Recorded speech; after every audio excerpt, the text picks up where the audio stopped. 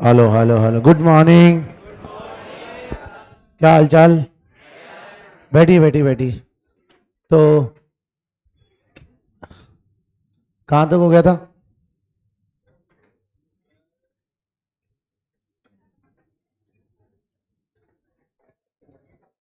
DBB दी थी? कहाँ तक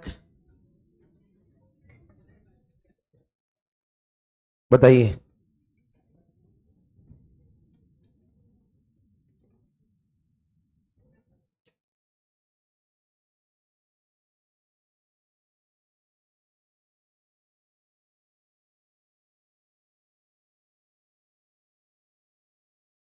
जीओसी की डीबीबी दी थी ना? और लेक्चर नंबर कौन सा रहेगा? हाँ जी, लेक्चर नंबर 10। लेक्चर नंबर कौन सा रहेगा? यार याद रखा करो बेटा, ये लोग है ना, आप लोगों का काम है ही है ना, लेक्चर कौन सा है, टॉपिक क्या है, डीबीबी क्या है। क्योंकि हमारी तो क्या है, बहुत अलग अलग बैचेस में क्लास चलती है। आपकी तो एक फिजिक्स केमिस्ट्री मैथ्स और एक ही रूम में रहते हैं ना। तो पूरा batch, class number, DBB, homework क्या दिया था, क्लास वर्क कहाँ तक चल रहा था लास्ट क्लास में, ये पूरा अपडेट रहा करो। डीबीबी नंबर बताइए कौन सी दी थी? 4 और 5। तो चलिए डीबीबी डिस्कस करते हैं। डीबीबी नंबर 4 निकाल लो। थोड़ी सी प्रैक्टिस करेंगे, उसके बाद एसिडिक स्ट्रेंथ बताएं भाई। DBB number 4, question number 1 to 5। 3 3 बोल रहा है कि aromatic compound have relatively highly percentage of hydrogen. Aromatic compound burn with sooty flame. देखो, एरोमेटिक कंपाउंड में आप खुद ही बताओ, ज्यादा पाई बॉन्ड होते हैं, इसके कारण नंबर ऑफ डीबी वैल्यू बढ़ेगी, और डीबी वैल्यू बढ़ेगी तो number of pi hydrogen atom घटेंगे। तो पहला स्टेटमेंट गलत है। दूसरी बात, कोई भी एरोमेटिक कंपाउंड में अगर हाइड्रोजन कम है तो कार्बन एटम ज्यादा है, और कार्बन एटम ज्यादा है तो उनको जब जलाएंगे तो काला धुआं निकलता है। क्या निकलता है? काला धुआं। इसीलिए बेंजीन को या कोई एरोमेटिक कंपाउंड को जब आप जलाते हो तो क्या निकलता है? सूटी फ्लेम। तो इस पॉइंट को कॉपी के ऊपर नोट डाउन भी कर लो, या मैं फिर से बोल रहा हूं, डीपीपी का सॉल्यूशन क्लास नोट्स में ही लिखो।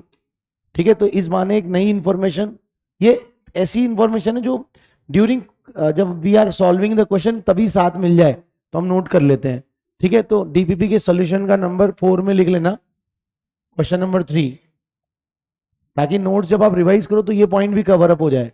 लेकिन आप बेंजीन, बेंजीन एक क्या है? Aromatic compound. कौन सा compound? Aromatic compound, burns with sooty flame, burns with sooty flame. Sooty का मतलब क्या होता है? काला धुआं। तो कैसे जलती है? और इसका रीजन क्या है? High percentage of carbon, high percent of carbon होने के कारण।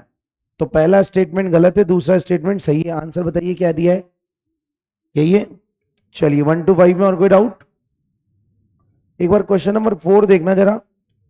फोर्थ वाला दिया हुआ है कि the compound is planar, select the correct statement. Answer क्या है फोर्थ का? Delhi. The bond is sp2 hybridize and p orbital is vacant. सही है क्या स्टेटमेंट? और क्या ये एरोमेटिक होगा? देखो, साइक्लिक है, प्लेनर है, और कितने पाई इलेक्ट्रॉन है? 6 पाई इलेक्ट्रॉन। ठीक है, चलिए 5 to 10। 5 to 10। 5। फिफ्थ वाला question number, which will not react with metal, sodium metal. आपको याद हो तो मैंने सोडियम मेटल क्लास में पढ़ाया था यार ये क्वेश्चन। मैंने कहा था कि जो कंपाउंड में एरोमेटिसिटी आएगी वो जल्दी रिएक्शन कर लेंगे, और जो नहीं आएगी वो लेट रिएक्शन करेंगे। अब बताओ, जैसे पहला वाला कंपाउंड है, अगर मान लो मैं इसकी रिएक्शन सोडियम मेटल से करवाता हूं, ठीक है, आप इसको भी नोट्स में नोट कर लेना, अच्छा क्वेश्चन है। तो इसको सोडियम से रिएक्शन करवाएंगे तो सोडियम कितने इलेक्ट्रॉन निकालेगा? 1, और साथ में क्या बनेगा? Na+। अब बताओ, क्या एक इलेक्ट्रॉन जैसे ही मैं इस बॉन्ड को नीचे तोड़ूंगा तो इस पर क्या आएगा? H पर प्लस और कार्बन पर माइनस। बोलो आया ना? अब बताओ, कार्बन पर जैसे ही माइनस आया तो बताओ H पॉजिटिव को क्या मिल गया? एक इलेक्ट्रॉन, अब बताओ एक इलेक्ट्रॉन मिलते क्या बन जाएगा, एच रेडिकल। अब रेडिकल का नेचर होता है डाइमराइज करने का, क्या करने का, डाइमराइज। अब दो एच रेडिकल डाइमराइज होंगे, दो एच रेडिकल डाइमराइज होंगे तो एक H2 बन जाएगा, दो एच रेडिकल डाइमराइज होंगे तो एक H2 बन जाएगा, क्योंकि दो रेडिकल अपने इलेक्ट्रॉन शेयर कर लेंगे और एक बॉन्ड बना लेंगे। तो अगर 2 मोल रिएक्ट करेंगे तो 1 मोल बनेगा, 10 मोल रिएक्ट करेंगे तो 5 मोल बनेगा, और कुछ नहीं बोला जाएगा तो मैं इसका कितने मोल मानूंगा, 1।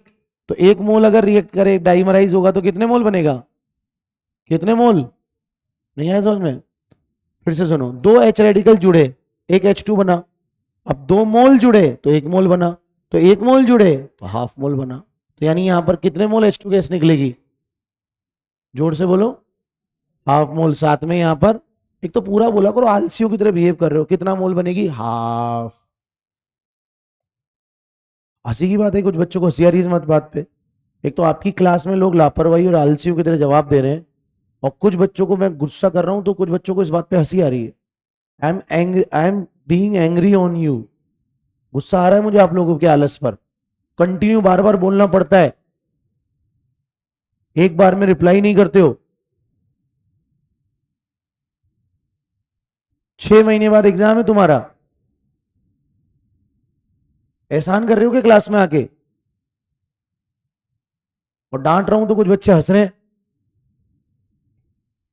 बोल बोल के पढ़ोगे तभी दिमाग में घुसेगा, वरना मैं फिर बोल रहा हूं नंबर नहीं आएंगे, और अभी 1-2 टेस्ट में आ जाएंगे तो आगे नहीं आएंगे। साल भर चिल्लाता रहता हूं, जो बच्चे मानते हैं उनके एडवांस का फिर पेपर सही होता है केमिस्ट्री का। आज देख लो सारे बच्चे, जितनों बच्चों को पढ़ाया ना, आज एडवांस के बच्चे, किसी के 120 में से 90 आए, किसी के 80 आए, किसी के 70 आए, उनके फिजिक्स केमिस्ट्री से ज्यादा स्कोर किया है उन्होंने। मतलब केवल केमिस्ट्री ने कट ऑफ भी क्लियर करा ली और केमिस्ट्री ने सेलेक्ट भी करवा दिया था उनको एक अच्छे आईआईटी में। इसलिए ज्यादा ना लापरवाही और नॉनसेंस गिरी मत दिखाया करो। एक बार में मैं पूछ रहा हूं जवाब क्यों नहीं आता है आप लोगों की क्लास से आजकल। और जब मैं गुस्सा कर रहा हूं तो बेटा गलती से भी एक बच्चा स्माइल ना कर दे, ध्यान रखना। आपको मेरे फेशियल एक्सप्रेशन कॉमेडी के लग रहे हैं क्या, अभी रिप्लाई नहीं करते हो यार आजकल, पहले जैसे पहले करते थे सिंसियर बच्चे, वापस वही, मैंने क्या बोला, वही कल रंग चढ़ता जा रहा है तुम पे आलसियों का। फिर से कह रहा हूं, बच्चे बन के पढ़ना, बिल्कुल ऐसे बच्चे जो उतावला है सीखने के लिए, उतावला है जवाब देने के लिए, उतावला है बोलने के लिए, मौका मिला सर ने इशारा किया और तुरंत बोला, और वही बोला जो सर एक्सपेक्ट कर रहे हैं। अब तो समझ जाओ मुझे, अब भी अपने टीचर को नहीं समझ पा रहे, पढ़ाई से रिलेटेड बात भाई जल्दी रिप्लाई किया करो, तुरंत समझ जाए करो तुरंत। आईआईटी ऐसे नहीं निकलेगी। मैं पूछ रहा हूं कितने मोल बनेंगे, बोला ही नहीं, मैंने बताओ कितने मोल बनेंगे, half. Sir half mole H2 gas, पूरा स्टेटमेंट बोलो, पूरा स्टेटमेंट बोलोगे तो पूरा स्टेटमेंट दिमाग में जाएगा, तभी पूरा दिमाग में घुसेगा, तभी पूरी तरह से क्वेश्चन सही होगा। ना आधा अधूरा पढ़ोगे, आधा अधूरा दिमाग में घुसेगा। जितना हम पढ़ते हैं ना 100% रिसेप्ट नहीं कर पाते, उसका थोड़ा 10-20% कम ही रह जाता है। इसलिए पूरा स्टेटमेंट बोलो ताकि मैक्सिमम से मैक्सिमम अंदर दिमाग में उतरे, और जब एग्जाम में क्वेश्चन आए तो सही क्लिक करके पिक करके हम उसका रिप्लाई कर सकें।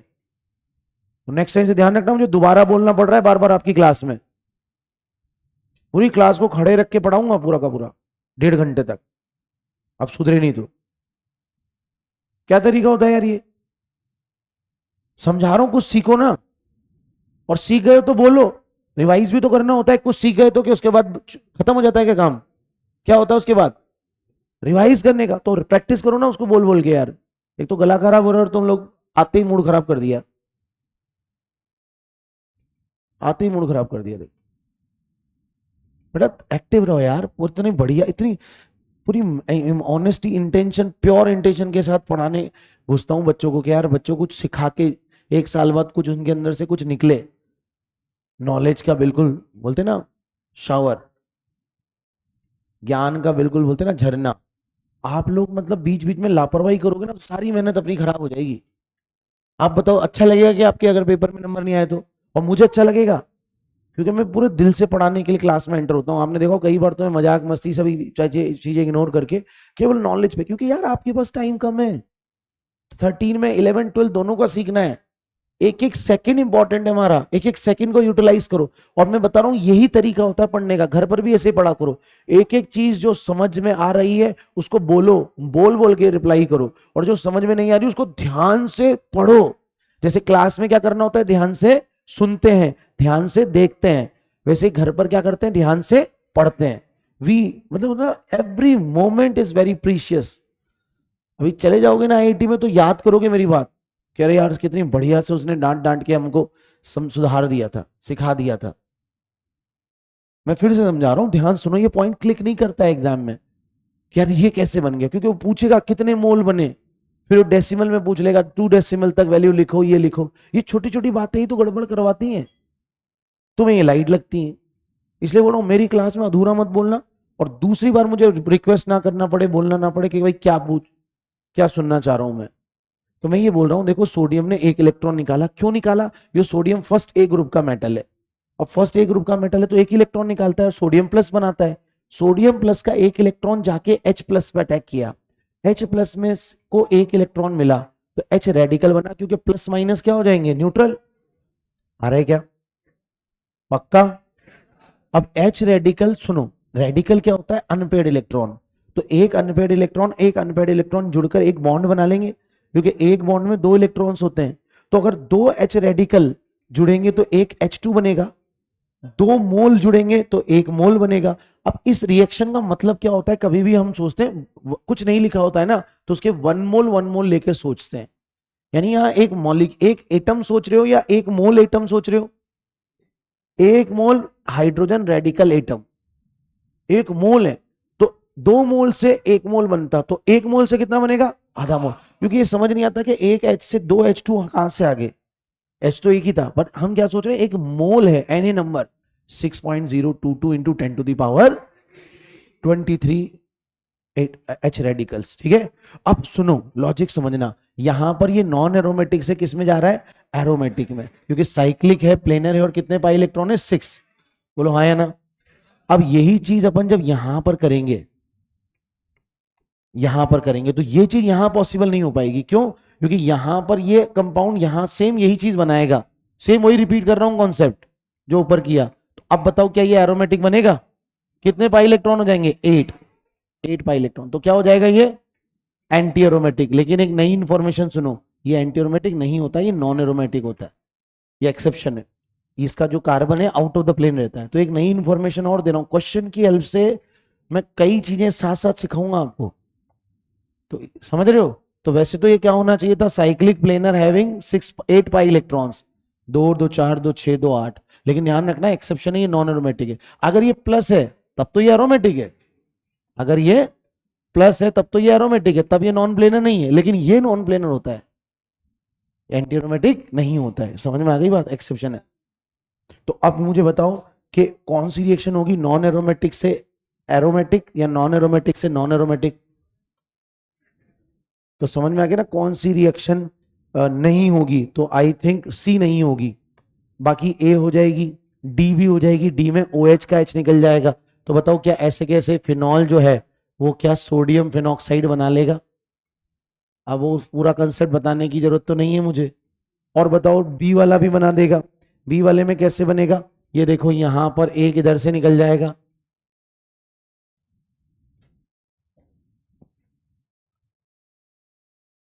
यहां पर डबल बॉन्ड दिया है शायद, है ना। तो अगर एक ही बार रिएक्शन हुई तो ये एरोमेटिसिटी आ जाएगी, इधर नहीं आएगी। और अगर 2 बार हुई तो देखो 2 2 4 2 6 2 8 2 10, कुछ नहीं बोला जाएगा तो हम 2 बार रिएक्शन करवाते हैं या एक बार, एक बार। कुछ नहीं बोला जाता है तो कितने मोल लेते हैं, 1 मोल। नॉर्मली ये ट्रेंड रहता है ना। तो ये भी एरोमेटिक बन रहा है, एरोमेटिक है ना। सही देखो ring, cyclic planar having 6 pilot. एक एक क्वेश्चन को ध्यान से सीखो, दूसरे के डाउट्स को भी सीरियस लो, है ना। और ऐसे मत सोचो कि भाई DPP है 10 ही तो क्वेश्चन है। हमारी लाइफ में सबसे इंपॉर्टेंट बात पता है क्या है, समय। समय हमारी लाइफ का सबसे इंपॉर्टेंट पार्ट है। ये 6 महीने कितनी तेजी से बीतेंगे और तुम्हें पता भी नहीं चलेगा। और बेटा 99 परसेंटाइल लाना कोई एहसान नहीं कर रहे हो आप। 99 परसेंटाइल पे भी तुम्हारी जाके 15-20 हजार के आसपास रैंक बनेगी। कौन सी रैंक? अब तुम कोटा 15-20 हजार की एनआईटी लेने के लिए आए हो क्या? तुम्हें कम से कम 99 पॉइंट, कम से कम बोल रहा हूं 99.5 परसेंटाइल से ऊपर रखनी पड़ेगी if you want to get a good NIT. अब तुम बोलो सर आपकी तो एक्सपेक्टेशन बहुत ज्यादा है सर, आप तो over pressure, peer pressure create कर। अरे भाई तेरे को कुछ मिलेगा ही नहीं, बाबा जी का ठुल्लू मिलेगा। गलत बोल रहा हूँ क्या? तू कोटा क्यों आया है? क्या तू टैग दिखाने आया था कि मैं 99 परसेंटाइल लाया हूं? क्या तू कुछ किसी को दिखावा करने के लिए आया? क्या नहीं, तू आया है कोटा में एक अच्छी इंजीनियरिंग सीट को अचीव करने के लिए, ग्रैब करने के लिए। तो अच्छी एनआईटी या अच्छी आईआईटी में जाएगा तभी तो तेरे को सेटिस्फेक्शन होगा। तो कोटा में आने का अपना प्रायोजन, अपना उद्देश्य मत भूल। और तू ये मत सोच अरे सर 99%, वो परसेंटेज नहीं है, 99 परसेंटाइल है। तू मात्र 60% मार्क्स लिया। कितने? मात्र 60। तो 99.9 परसेंटाइल से 100% बोल रहा हूं ऊपर पहुंच जाएगा। और तू 300 में से बल्कि 99.99 परसेंटाइल तक पहुंच जाएगा अगर मैं सही बोलूं तो, है ना। अगर तेरे 300 में से 220, जो कि बहुत इजीली पॉसिबल है अगर साल भर बच्चा ढंग से पढ़ाई करता है तो, ढंग से 220 प्लस, तब मान के चलना कि तेरा पहला अगर टारगेट है तो वो पूरा सही से अचीव हो पाया। और एम्बिशियस बच्चा है तो सच मायने में तो कम से कम 250 प्लस। कितने? 250। जिस लेवल का हम पढ़ रहे हैं, जिस लेवल के हम मॉड्यूल कर रहे हैं, डीपीपी कर रहे हैं, बुक मैंने आपको दी, और सब सब्जेक्ट के लिए बोल रहा हूं मैं, जिस लेवल का तू पढ़ाई कर रहा है, तुझे कम से कम, अगर तू सीरियस बच्चा है और तू दिल पे लेते के पढ़ाई कर और सीरियस होके पढ़ाई कर रहा है, तेरा कोई और डिस्ट्रैक्शन नहीं है, तो मेरा मानना है तू कम से कम डिजर्व करना चाहिए 250 प्लस मार्क्स। कितने मार्क्स? अब देखो बुरा मत मानो, अगर कम आए तो कुछ तो लगेगा ना कि यार इतना टारगेट रखा था, इतना भी मिल गया, चलो कुछ ना कुछ तो मिला।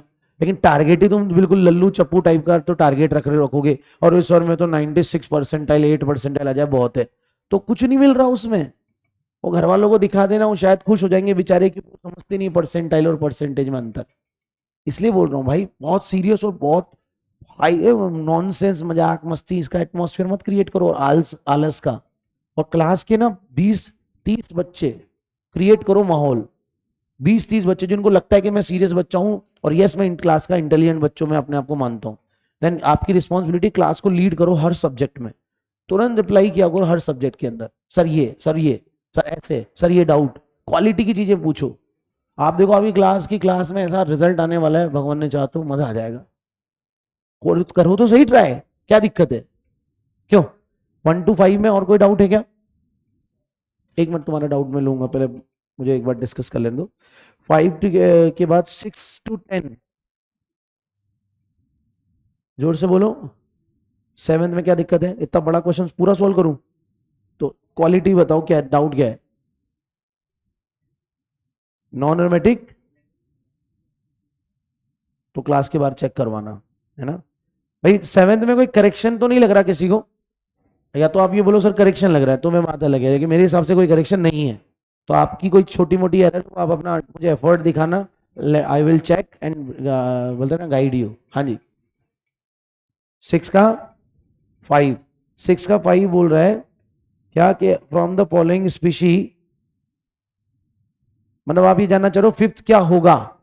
5th ये होगा ना यार, ये देखो सिलिकॉन है इसमें, बताओ क्या सिलिकॉन के पास एक वैकेंट डी ऑर्बिटल होता है? तो अब मुझे बताओ कि यहां पर एक CH3 है,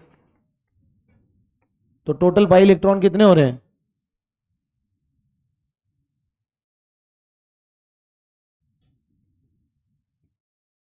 सिक्स पाई इलेक्ट्रॉन। क्या दिया आंसर, एरोमेटिक या एंटी एरोमेटिक? एरोमेटिक होगा ना। अब आपका डाउट ये हो सकता है कि सर लोन पेयर क्यों यूज नहीं किया आपने? तो आप मुझे बताइए कंपाउंड स्टेबल होना चाहेगा या अनस्टेबल? तो अगर वो स्टेबल हो रहा है वैकेंट ऑर्बिटल से, तब तो वैकेंट ऑर्बिटल यूज करेगा अपने। और अगर उसके लोन पेयर हैं, क्योंकि सिलिकॉन के पास लोन पेयर भी होते हैं और वैकेंट डी ऑर्बिटल भी होता है, तो अगर लोन पेयर यूज करेगा तो पाई इलेक्ट्रॉन कितने हो जाएंगे? 2 और 2 4 और 2 6 और 2 8। 8 पाई इलेक्ट्रॉन में तो कंपाउंड एंटी एरोमेटिक हो जाएगा ना। अब आप मुझे बताओ, देखो समझ गए ना अब क्यों इसको मैंने नॉन प्लेनर रखा था और क्यों मैंने इसको प्लेनर कर दिया था? क्योंकि यहाँ ये स्टेबल हो रहा था तो ये प्लेनरिटी मेंटेन रखेगा, यहाँ ये अपनी प्लेनरिटी डिस्टर्ब कर लेगा ताकि इसकी स्टेबिलिटी बढ़ जाए, क्योंकि एंटी एरोमेटिक के कंपैरेटिव नॉन एरोमेटिक ज्यादा स्टेबल होता है। क्लियर? चलो आप क्या पूछ रहे थे, जोर से बोलो।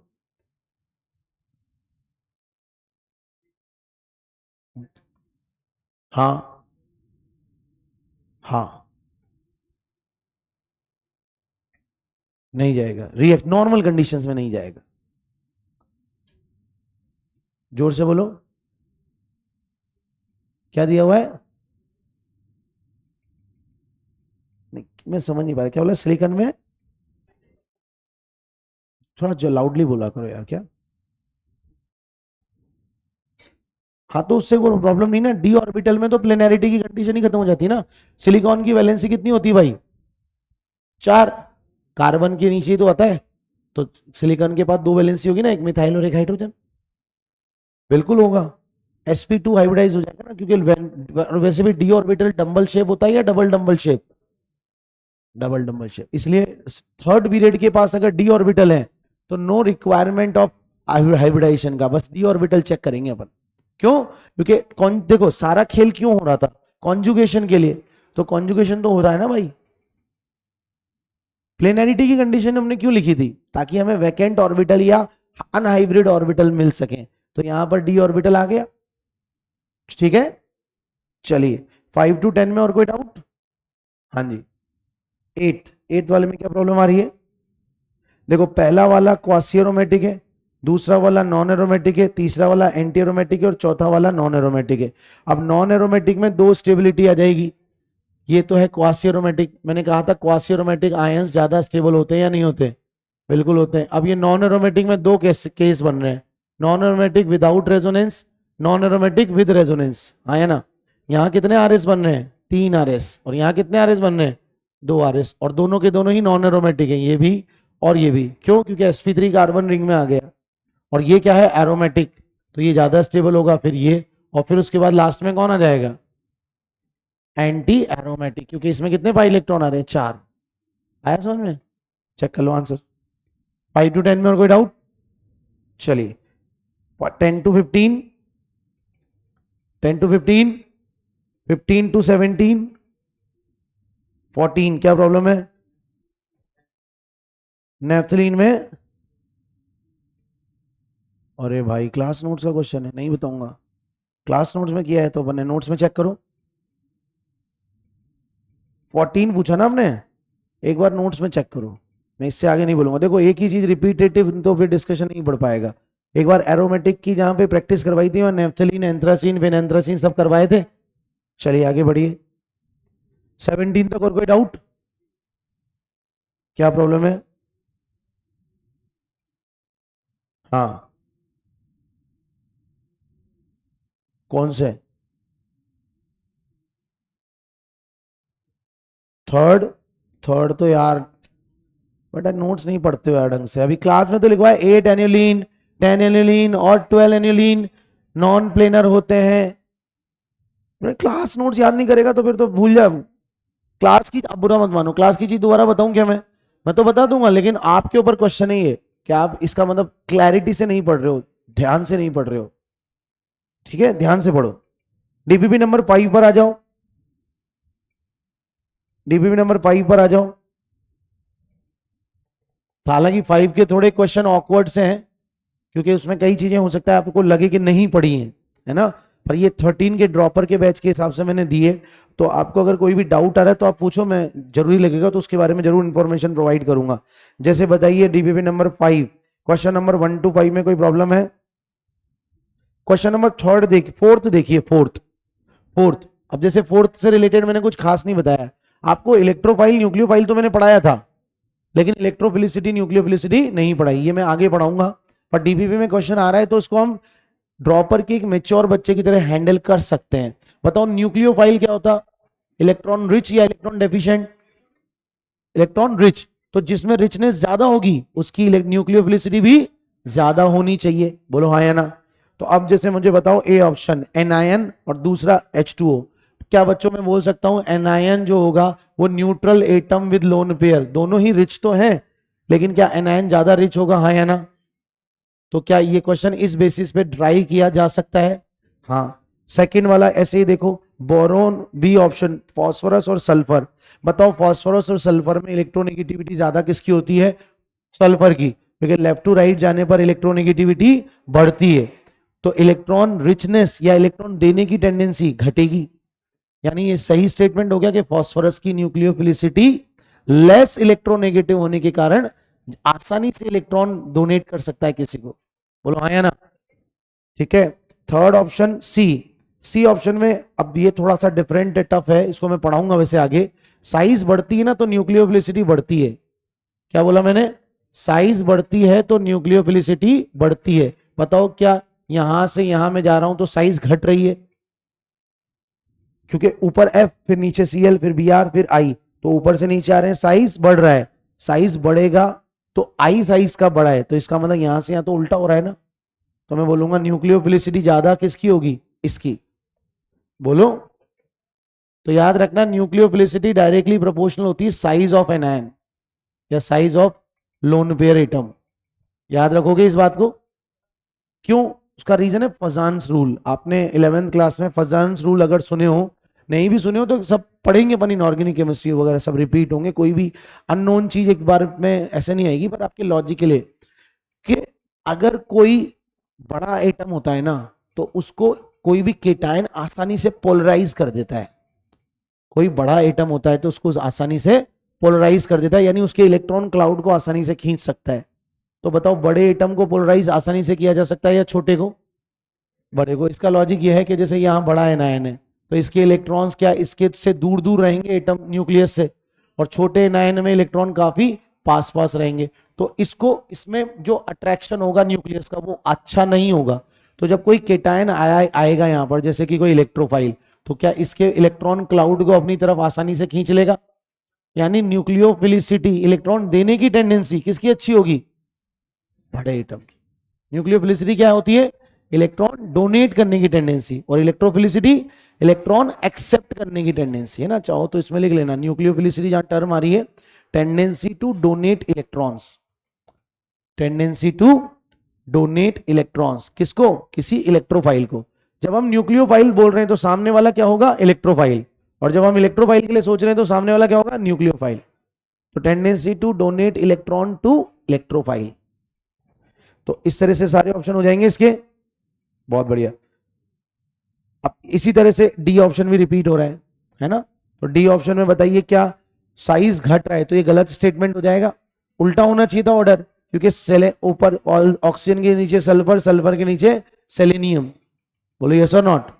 तो ये तो उल्टा होना चाहिए था, तो ये गलत स्टेटमेंट है। तो इसका आंसर डी आ रहा होगा, इनकरेक्ट ऑर्डर। क्या आ रहा है आंसर? डी।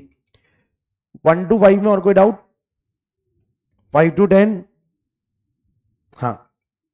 8th वाला क्वेश्चन देखो, which of the following is better new. बेटा अब हो जाएगा क्वेश्चन, अब हो जाएगा, ट्राई करो ना। अच्छा एक बात और, हिंड्रेंस बढ़ेगी तो न्यूक्लियोफिलिसिटी बढ़ेगी या घटेगी? जैसे मान लो मैं आपसे बोलूं एक एनायन है O-, इससे इथाइल जुड़ा है। एक एनायन है जिससे कि 2 मिथाइल जुड़े हैं। एक एनायन है जिससे 3 मिथाइल जुड़े हैं। तो बताओ तीनों में ही एनायन तो सेम है, लेकिन हिंड्रेंस कहां ज्यादा है? तो हिंड्रेंस अगर बढ़ेगी तो इलेक्ट्रॉन डोनेट करते समय हिंड्रेंस के कारण इलेक्ट्रॉन देना आसान होगा या मुश्किल हो जाएगा? भाई हिंड्रेंस के कारण वो ज्यादा क्लोज नहीं जा पाएगा। तो कहां हिंड्रेंस ज्यादा दिख रही है? इधर से इधर हिंड्रेंस, हिंड्रेंस बढ़ रही है घट रही है? बढ़ रही। हिंड्रेंस बढ़ेगी तो न्यूक्लियोफिलिसिटी घटेगी। बोलो सही है? ध्यान रखना, न्यूक्लियोफिलिसिटी में अलग से पढ़ाऊंगा आपको, ये सारी चीजें रिवाइज कराऊंगा जब न्यूक्लियोफिलिसिटी आएगी तो। बट अभी क्या है, ये उसमें बहुत टाइम है, तो बाई चांस कुछ क्वेश्चन आ जाए तो ऐसा नहीं कि आप सर मैं तो गलत हो गया। मैं पढ़ाऊंगा इसको हेलो एल्केन में। कहाँ पढ़ाऊंगा? यानी पहले जीओसी के बाद आइसो हाइड्रोकार्बन, फिर हाइड्रोकार्बन के बाद हेलो एल्केन, वहां एक्चुअल जरूरत पड़ती है इसकी। ठीक है, तब तक आप इस डीपीपी को अच्छे से तैयार करके रखना। आप बोलोगे अरे सर ये चीज तो आपने सारी पहले ही सिखा दी थी, है ना? बोलो, जोर से बोलो। इंडक्टिव फैक्टर तो बढ़ रहा है, लेकिन हिंड्रेंस फैक्टर ज्यादा मैटर करता है, इसलिए याद रखना हिंड्रेंस अगर बढ़ रही है तो फिर बाकी सारे फैक्टर इग्नोर हो जाते हैं। जैसे इस 8th वाले क्वेश्चन का अगर आप ये वाला ऑप्शन देखो सी, तो बताओ सी में भी इंडक्टिव इफेक्ट बढ़ रहा है, लेकिन हिंड्रेंस पहले वाले में ज्यादा है। तो पहले वाले और दूसरे वाले में से बताइए सी के अंदर कौन अच्छा न्यूक्लियोफाइल होगा? सेकंड वाला, क्योंकि वहां हिंड्रेंस कम है। यानी पहले इंडक्टिव इफेक्ट या दूसरे इफेक्ट देखोगे या पहले हिंड्रेंस? हिंड्रेंस। ये 5 to 10 में और कोई डाउट? चलिए, डीपीपी नंबर 6 अगली क्लास का होमवर्क रहेगा। चलिए, तो कहां तक पढ़ लिया था बच्चों हमने? कहां तक? Heat of hydrogenation. उसमें मैं शायद कुछ बता रहा था, कुछ बचा है, एक्सेप्शन लिखवा रहे थे। हाँ भाई, ये बताओ मुझे, क्या मैंने आपको एक बात बताई थी, एचओएच जो होता है वो directly proportional to number of pi bond होता है। बच्चों मैं आपको बुरा मत मानना, डांटूंगा भी सही ना तो इस इंटेंशन से कि आपका भला हो। तो जब भी मैं डांटू ना तो दिल पे मत लेना, दिल पे ये बात लेना कि यार ये टीचर मेरा भला चाहता है। और मैं सच बता रहा हूं, अगर आप सिंसियरली क्लास में पढ़ने लग गए ना तो आपको बहुत सारी चीजें क्लास में समझ में तो आएंगी, सही याद भी हो जाएंगी। और मैं चाहता हूं कि आप घर पर केमिस्ट्री को कम समय देकर ज्यादा अच्छे से रिप्लाई कर। देखो केमिस्ट्री ज्यादा पढ़ते हैं हम घर पर या मैथ्स ज्यादा पढ़ते हैं? मैथ्स। तो केमिस्ट्री के लिए टाइम कम होता है ना, जबकि केमिस्ट्री में 3 ब्रांचें हैं बिल्कुल वाइड। ओसी बिल्कुल अलग चलती है, पीसी बिल्कुल अलग चलती है, आईओसी भी अलग चलती है। तो क्या होता है, केमिस्ट्री को घर पे पढ़ने का समय कम मिलता है, इसलिए कोशिश करो क्लास में ही अच्छे से समझ के याद रख लेने का। पढ़ना तो पड़ेगा, ये मत गलत समझ लेना, अच्छा सर ये बोल रहे हैं क्लास में पढ़ लूंगा 80 निकल जाएगी, नहीं। 2 घंटा तो एवरेज आपको घर पर केमिस्ट्री पढ़नी है। एक दिन ओसी एक दिन पीसी। ऐसे ही जब आईओसी चल रही हो तो एक दिन ओसी एक दिन आईओसी। ओसी कंटिन्यू चलेगी साल भर, ठीक है। तो ओसी भी अगर बंद हो जाए, पीसी आईओसी चल रही है मान लो, तो एक दिन आईओसी एक दिन पीसी। पर एवरेज आपको 2 घंटा केमिस्ट्री पढ़नी है। पर 2 घंटा इनफ नहीं होता है, क्योंकि केमिस्ट्री बहुत विशाल है। इसका जो कंटेंट है ना वो मैथ्स फिजिक्स से ज्यादा है। बट फिर भी केमिस्ट्री को पढ़ने का टाइम इसलिए नहीं मिल पाता क्योंकि मैथ्स में कैलकुलेशन बहुत ज्यादा होती है, फिजिक्स में कैलकुलेशन बहुत ज्यादा होती है, तो हमारे पास टाइम बचता ही नहीं है। इसलिए 2 घंटे ही हमें निकालने हैं, 2 सवा 2 घंटे, इससे ज्यादा हम नहीं निकाल पाएंगे। तो उसका बेस्ट तरीका है क्लास में एक एक चीज ढंग से सीखो और क्लास में ही अच्छे से रिप्लाई करना और डाउट पूछना सीख लो, ठीक है। और जो समझा दो उसको याद रख लो। तो मैंने आपको लास्ट क्लास में बताया था कि HOH directly proportional to pi bond होता है, बोलो यस और नॉट। और मैंने ये भी कहा था कि अगर पाई बॉन्ड सेम आ जाए तो इनवर्सली प्रोपोर्शनल टू स्टेबिलिटी कर दो, हाँ या ना। अब बच्चों अगर ये चीज अपन ने कर दी है, ये चीज अगर हमने कर दी है तो इसका एक एक्सेप्शन है। जैसे फॉर एग्जांपल, बहुत इंपॉर्टेंट, वेरी इंपॉर्टेंट क्वेश्चन लगाना,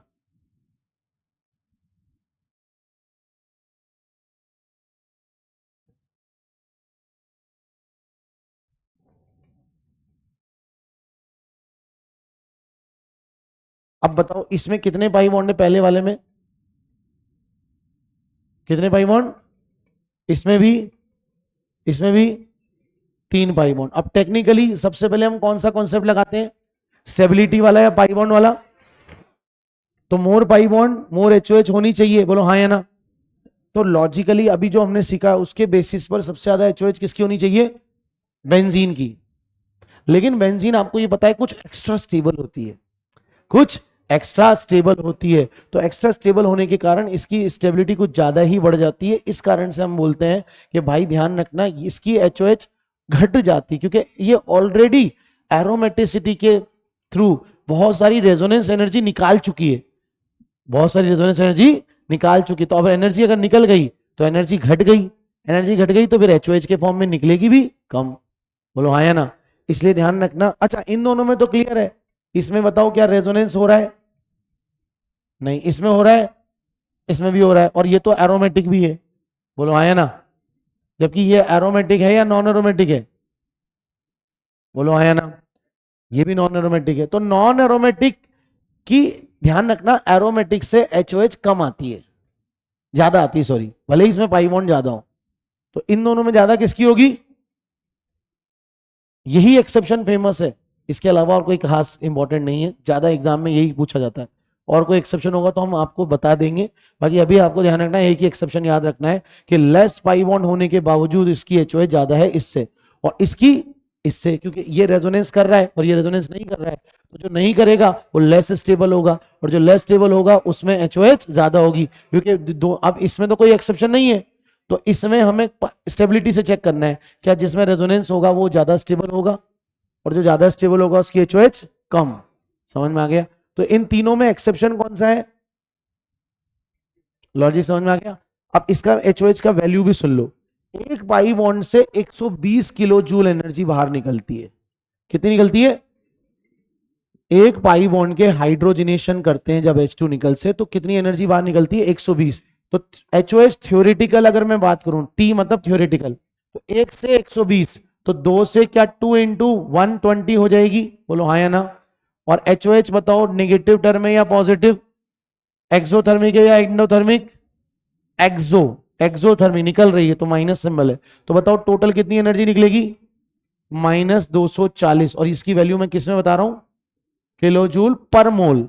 मतलब एक मोल इतनी एक 240 एनर्जी बाहर निकालेगी। अब टेक्निकली ये भी कितनी निकालनी चाहिए थी? 240। तो थ्योरेटिकली तो इसकी भी उतनी ही होनी चाहिए थी। बोलो यस और नॉट? थ्योरेटिकल। बट लेकिन इसकी जो एचओएच एक्सपेरिमेंटल है, ई मतलब एक्सपेरिमेंटल, इसकी एक्चुअल में आती है कितनी? 232। कितनी आती है?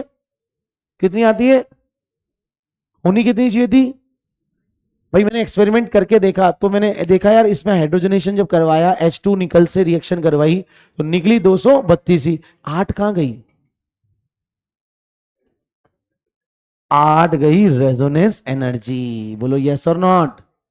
तो 8 किलो जूल पर मोल एनर्जी रेजोनेंस। आप सोचते हो ना कि सर रेजोनेटिंग स्ट्रक्चर तो हाई इमेजिनरी होते हैं, हाइब्रिड रियल होता है, तो सर कैसे पता लगता है? रेजोनेंस तो हाइपोथेटिकल फिनोमिना है। आपने तो कहा था रेजोनेंस एक काल्पनिक घटना है, इसका वास्तविकता से, तो फिर ये पता कैसे लगा कि रेजोनेंस हुआ है? और पता कैसे लगा कि रेजोनेंस एनर्जी निकली है? ये पता लगता है किसी ऐसे कंपाउंड से कंपेयर करके जिसमें रेजोनेंस नहीं हो रहा है। तो उससे हमने रिलेट कर दिया कि भाई अगर रेजोनेंस इसमें नहीं हो रहा है तो इसमें 240 निकल रही है, और अगर इसमें भी रेजोनेंस नहीं हो रहा होता तो इसमें भी 240 थ्योरेटिकली निकलनी चाहिए थी। लेकिन निकली कितनी? तो अगर कोई आपसे पूछे रेजोनेंस एनर्जी का निकालने का तरीका क्या है, तो हम बोलेंगे एचओएच थ्योरेटिकल माइनस एचओएच एक्सपेरिमेंटल। बोलो यस और नॉट? तो हमेशा रेजोनेंस एनर्जी बताओ एक्सोथर्मिक वैल्यू होगी या एंडोथर्मिक? एचओएच भी एक्सोथर्मिक होती है और रेजोनेंस एनर्जी भी एक्सोथर्मिक होती है। डेल्टा एच पॉजिटिव या डेल्टा एच नेगेटिव? हमेशा नेगेटिव आएगा, याद रखना। रेजोनेंस एनर्जी हमेशा निकलेगी तो एक्सोथर्मिक या एंडोथर्मिक? क्या ये पॉइंट समझ में आया? सच्ची बताओ। अच्छा, अब बेंजीन की सुनो। अब चमत्कार, रेजोनेंस तो यहां 2 पाई बॉन्ड फिर भी कर रहे थे, 3 पाई बॉन्ड थोड़ा ज्यादा करेंगे। 3 पाई बॉन्ड थोड़ा ज्यादा करेंगे, 8 की 10 हो जाएगी, 20 हो जाएगी, 25 हो जाएगी। लेकिन इसकी जो थ्योरेटिकल वैल्यू आती है वो आती है मात्र 208 किलो जूल पर मोल। कितनी आई? देखो डेटा याद मत करो, डेटा को रिलेट करो, डेटा को रिलेट करो। अब इसको फील करो कि यार एक पाई बॉन्ड की 120, तो 2 की 240, तो 3 की थ्योरेटिकली कितना आना चाहिए थी? 360। बोलो हाँ या ना? क्योंकि यहां होना चाहिए था कितना? 3 इंटू -120। बोलो हाँ या ना? ये डेटा समझ में आ रहा है क्या भाई? एक पाई बॉन्ड की 120, तो 2 की 2 इंटू 120, तो यहां 3 इंटू 120 यानी 360। ये थ्योरेटिकल वैल्यू है, थ्योरेटिकल। तो एक्सपेरिमेंटल आपकी कितनी हुई? 208। तो अब बताओ रेजोनेंस एनर्जी कितनी हुई? 360 में से, अब ये माइनस के चक्कर में मत पड़ना, आप तो मैग्नीट्यूड देखो, यहां कितनी है? 360, यहां मैग्नीट्यूड कितना है? 208। डिफरेंस कितना हुआ? 152। डिफरेंस कितना हुआ? 152। अब इसके आगे हमेशा माइनस साइन ही लगाना मेरे भाई, क्योंकि रेजोनेंस एनर्जी प्लस में कभी नहीं होती है। रेजोनेंस एनर्जी हमेशा एक्सोथर्मिक प्रोसेस होता है। क्या होता है? Can you understand? Can you imagine? या कैन यू, बोलते ना, लॉजिक समझ पा रहे हो आप इसका? तो ध्यान रखना, इतना ज्यादा एनर्जी बाहर निकल जाती है बेंजीन में ऑलरेडी। भाई यूनिवर्स में, लैब में, या किसी भी जगह पे, मार्स में या अर्थ पे, कहीं भी जब कभी बेंजीन बनी होगी तो बनते ही उसने रेजोनेंस किया होगा एरोमेटिसिटी के थ्रू, तो इतनी अमाउंट ऑफ एनर्जी वो पहले ही निकाल चुका है। कौन?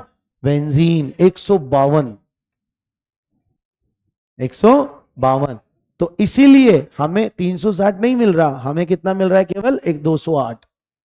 तो वो हम कैसे पता लगाएंगे? वो रेजोनेंस एनर्जी बेंजीन की कितनी है, हम थ्योरेटिकल और एक्सपेरिमेंटल डेटा को माइनस करके, किसी भी इस तरह से जहां भी रेजोनेंस होता है या एरोमेटिसिटी आती है तो हम उसको इस तरह से निकाल सकते हैं। क्या आपको मेरी बात समझ में आई? पक्का? एक और बात बोलूं, eye opener, an eye opener thing, aromatic compound ज्यादा स्टेबल होता है या नॉन एरोमेटिक? पक्का? अच्छा मुझे बताओ, बेंजीन ज्यादा स्टेबल होगी या साइक्लोहेक्सेन? बोलो। पक्का? तो बताओ बेंजीन पर कितने H2 जुड़ेंगे, कितने जुड़ेंगे? H2, H6 जुड़ेंगे, H2 तो 3 ही जुड़ेंगे ना, तो 3H2 निकल, तो क्या बन जाएगा? साइक्लोहेक्सेन। बोलो हाँ या ना। अब बताओ ये प्रोसेस एक्सोथर्मिक होगा या एंडोथर्मिक? एक्सो। बोलो कितनी एनर्जी निकली, बोलो HOH कितनी आई? माइनस, अभी तो बताया 208, कितना आया? Kilo joule. अब अगर एनर्जी बाहर निकल गई तो इसका मतलब क्या है, बेंजीन ज्यादा स्टेबल हुई या साइक्लोहेक्सेन? बेंजीन ज्यादा स्टेबल हुई या साइक्लोहेक्सेन? सर आप कंफ्यूज कर रहे हो सर, अच्छा खासा दिमाग में एक कॉन्सेप्ट बिल्ड हुआ था कि एरोमेटिक ज्यादा स्टेबल होता है नॉन एरोमेटिक से, और आपने वही कॉन्सेप्ट तोड़ दिया। सुनो ध्यान से, अगर अच्छा छोड़ो छोड़ो, बेंजीन अगर ज्यादा स्टेबल होती तो इससे इसमें जाते वक्त एनर्जी बढ़ती ना, तभी तो मैं बोलता कि इसकी एनर्जी बढ़ गई, एनर्जी बढ़ गई तो स्टेबिलिटी घट गई, जबकि होल्ट आ रहा है कि यहां से यहां जा रहा हूं तो एनर्जी निकल रही है, यानी ये ज्यादा स्टेबल है। और सही बात भी है, यहाँ कितने पाई बॉन्ड है? 3, 3 पाई बॉन्ड के केस में यहाँ कितने सिग्मा बॉन्ड एक्स्ट्रा बन गए? हर पाई बॉन्ड पर 2 हाइड्रोजन बढ़ता जा रहा है, बोलो हाँ या ना। बोलो। तो बेंजीन का फॉर्मूला क्या है? C6H6, और इसका क्या है? C6H12। बस मैंने नए हाइड्रोजन ही लिखे हैं, 2 अच्छे हाइड्रोजन तो ऑलरेडी होंगे। तो ऐसा क्यों सर? एक्चुअली हम जो बोलते हैं ना कि साइक्लोहेक्सेन ज्यादा स्टेबल है, ये हम थर्मोडायनेमिक स्टेबिलिटी की बात करते हैं। कौन सी स्टेबिलिटी? थर्मो। तो याद रखना, cyclohexane is thermodynamically more stable then benzene.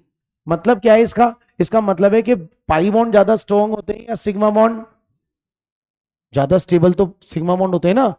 तो हम ये बोलना चाह रहे हैं कि on the basis of sigma pi cases, इसको बोलते हैं थर्मोडायनेमिक स्टेबिलिटी, साइक्लोहेक्सेन ज्यादा स्टेबल है।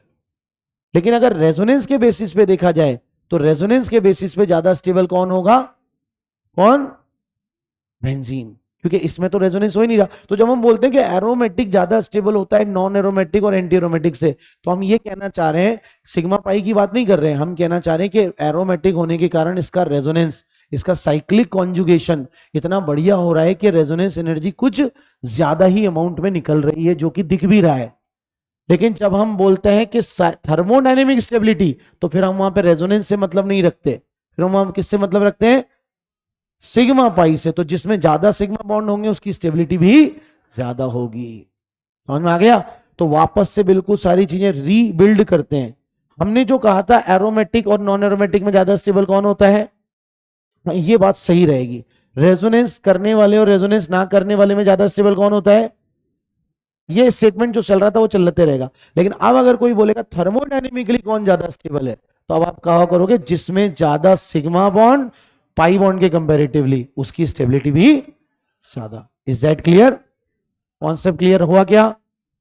तो यहां लिख लेना एक स्टेटमेंट, इसको नोट करो पहले।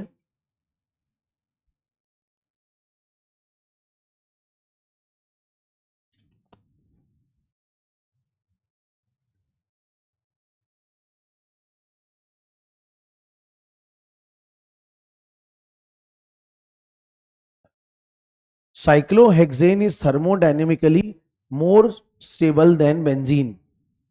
Cyclohexane is cyclohexane is thermodynamically more stable than benzene. ठीक है भाई? आ रहा है समझ में? कि कोई बच्चा जिसको अभी ये पॉइंट क्लियर नहीं हुआ हो? हाँ जी बोलिए। यार जोर से बोल भाई, है मेरे को कुछ सुनाई नहीं आ रहा।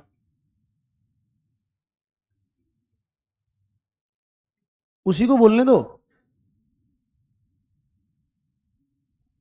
कंफ्यूजन है तो रहेगा ना। मैंने जो बोला उसको बस याद रख लो। क्या कि एरोमेटिक नॉन एरोमेटिक में कौन ज्यादा स्टेबल है? एरोमेटिक। ये हम किस बेसिस पे बोलते हैं? रेजोनेंस। लेकिन अगर कोई बोले कि बताइए कौन ज्यादा स्टेबल है, तो आप उससे पूछना भाई किस बेसिस पे बताऊं, रेजोनेंस के बेसिस पे बताऊं या थर्मोडायनेमिक बेसिस पे बताऊं? तो कुछ नहीं बोला जाएगा, तो रेजोनेंस के बेसिस पे ही बताना है।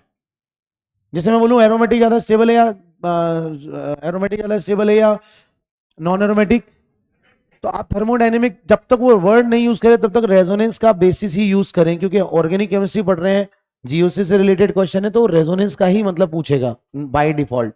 लेकिन अगर वो मेंशन कर दे थर्मोडायनेमिक स्टेबिलिटी, तो जिसमें ज्यादा सिग्मा बॉन्ड होंगे और जिसमें कम सिग्मा बॉन्ड होंगे, तो इसके ज्यादा सिग्मा बॉन्ड की स्टेबिलिटी ज्यादा होगी, इसमें कम सिग्मा बॉन्ड है क्योंकि इसमें पाई बॉन्ड ज्यादा है। ठीक है, चलिए आप बताइए, आप कुछ बोल रही थी, कुछ बोलना चाह रही थी, आप हैंड रेस ऐसे कर रही थी ना? ठीक, हाँ जी। अरे यार मेरी बात ध्यान से नहीं सुना, मैंने बोला कुछ नहीं बोला जाएगा तो रेजोनेंस के बेसिस पे ही बताना। जैसे बेंजीन साइक्लोहेक्सेन में ज्यादा स्टेबल कौन है? बेंजीन। क्योंकि कुछ नहीं बोला उसने, तो हम क्या बोलेंगे? रेजोनेंस के बेसिस पे बात कर रहे हैं। रेजोनेंस किस में हो रहा है, बेंजीन में या साइक्लोहेक्सेन में? बेंजीन में। समझ में आ गया बेटा? लेकिन अगर बोले थर्मोडायनेमिकली कौन ज्यादा स्टेबल है, लिख दिया ना। मेरी एक एक लाइन को बहुत ध्यान से सुना करो, मैं वो सारी बातें पहले ही बोल चुका हूं जो जो पॉसिबल डाउट्स हो सकते हैं। हालांकि मैं मना नहीं कर रहा हूं डाउट पूछने का, बट कोशिश किया करो बहुत क्लैरिटी से समझने की कि सर ऐसा बोल रहे हैं, क्योंकि उसके जितने क्वेश्चन वो पूछेगा ना, वो मैं सब आपके डाउट में सोच सोच के पहले ही बता देता हूँ कि आपका डाउट ये हो पॉसिबल डाउट हो सकता है। फिर भी कुछ रह जाए तो पूछ लिया करो। हाँ बेटा, इक्वल रहा तो दो कंपाउंड में, तो फिर तो रेजोनेंस देखेंगे ना। अगर सिग्मा बॉन्ड दोनों में कॉमन है लेकिन एक में रेजोनेंस हो रहा है और एक में रेजोनेंस नहीं हो रहा है, तो किसको ज्यादा स्टेबल बताओगे? सिंपल है, फिर तो बात ही खत्म हो गई, तो बहुत ही बेसिक क्वेश्चन हो जाएगा। चले आगे, चलिए हेडिंग डाल लो, heat of combustion.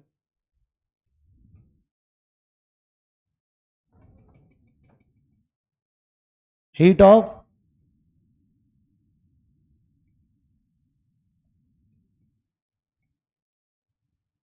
Heat of combustion. Topic का नाम क्या है? टॉपिक का नाम क्या है? एक बार में तो अभी भी नहीं बोले।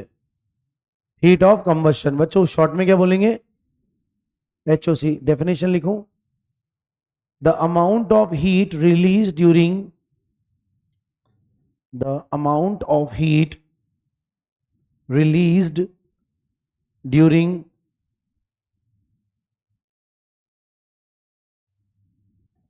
complete oxidation, the amount of heat released during complete oxidation। complete oxidation का मतलब क्या होता है? combustion, है ना? तो complete oxidation of 1 mole compound, the amount of heat released during complete oxidation of 1 mole compound। HOC exothermic होती है, एंडोथर्मिक? एक्सोथर्मिक। तो लिखो नेक्स्ट पॉइंट में, exothermic process delta H positive या नेगेटिव? हालांकि नाइट्रोजन और फ्लोरीन का जो इनऑर्गेनिक केमिस्ट्री में हम कंबस्शन पढ़ते हैं वही एंडोथर्मिक होता है। वो हम बात नहीं कर रहे, अभी हम ऑर्गेनिक केमिस्ट्री में किसकी बात कर रहे हैं? ऑर्गेनिक केमिस्ट्री से रिलेटेड ऑर्गेनिक कंपाउंड की बात। तो ऑर्गेनिक कंपाउंड का हीट ऑफ कंबस्शन पॉजिटिव होगा डेल्टा H या नेगेटिव होगा? एक्सोथर्मिक होगा या एंडोथर्मिक? ऐसा मुझे समझाओ, मैं आपको समझाता हूँ। कोयला जलाते हैं, कोयला घर पे ठंड में, ठंड के मौसम में कोयला जलाते हैं तो अलाव करते वक्त हमें हीट मिलती है, मिलती नहीं मिलती? इसका मतलब एनर्जी निकल रही है, यानी कंबस्शन हो रहा है। तो कंबस्शन क्या है? उस हमें हीट निकल रही है, बोलो हाँ या ना। जैसे फॉर एग्जांपल मान लीजिए CH4 CNG में होती है बच्चों, ये CNG सुनिए, कंप्रेस्ड नेचुरल गैस। तो कंप्रेस्ड नेचुरल गैस पे मैंने O2 लगाई, O2 यानी ऑक्सीजन एयर से, और एयर के अंदर जो O2 है वो उससे रिएक्शन करेगी, तो बताओ क्या बनेगा? CO2 plus H2O। Complete oxidation इसलिए लिखा है क्योंकि पहले कार्बन मोनोऑक्साइड भी बनती है, फिर कार्बन मोनोऑक्साइड फर्दर फिर जुड़ती है ऑक्सीजन से, तो क्या बनती है? Carbon dioxide.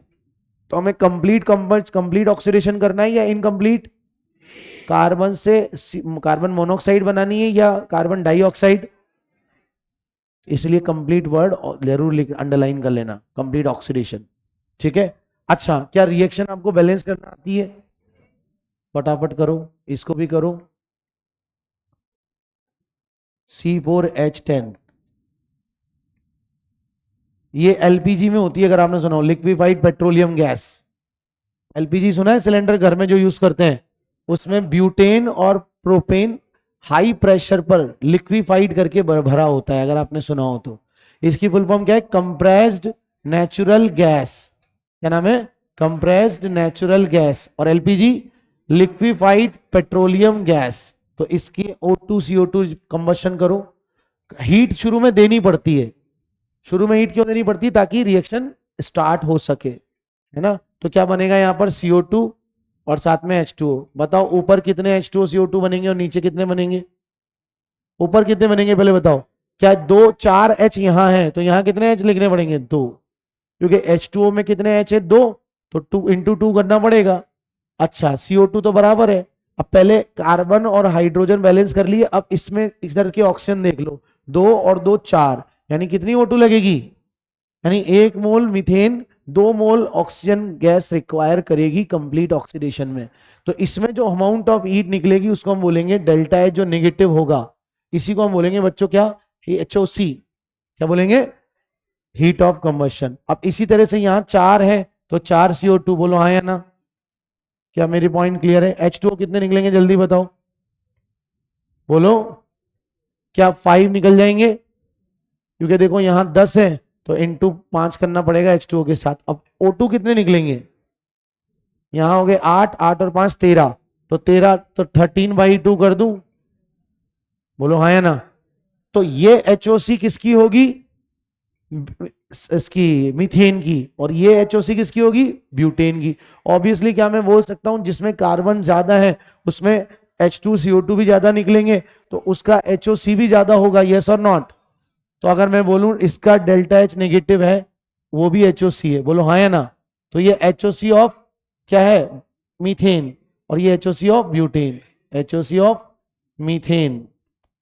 और ये किसकी होगी? HOC ऑफ ब्यूटेन, बोलो हाँ या ना? C4H10 ब्यूटेन ही तो होता है। तो अगर आपसे कोई पूछे बताइए ये डेल्टा H1 है और ये डेल्टा H2 है, तो बताओ HOC किसकी ज्यादा होगी? बोलो, मैग्नीट्यूड की बात कर रहा हूं। Delta H1 H2 is greater than delta H1, बोलो हाँ या ना? मैग्नीट्यूड की बात करें ना, मैग्नीट्यूड लिख लेना। नेगेटिव में नहीं सोचते इसको, मैग्नीट्यूड वाइज ही देखते हैं। मतलब हीट किसका ज्यादा रिलीज होगा? जिसके अंदर कार्बन हाइड्रोजन्स ज्यादा होंगे उसका HOC भी ज्यादा होगा। अब आपको याद करो, इस तरह का कोई फॉर्मूला पढ़ाया गया फिजिकल केमिस्ट्री में? CXHY इज इक्वल टू कितने? Y/2 O2, नहीं Y/2 थोड़ी, भूल गए क्या? X नंबर ऑफ का CO2, Y/2 H2O, याद है क्या? तो इसमें O2 कितनी आएगी?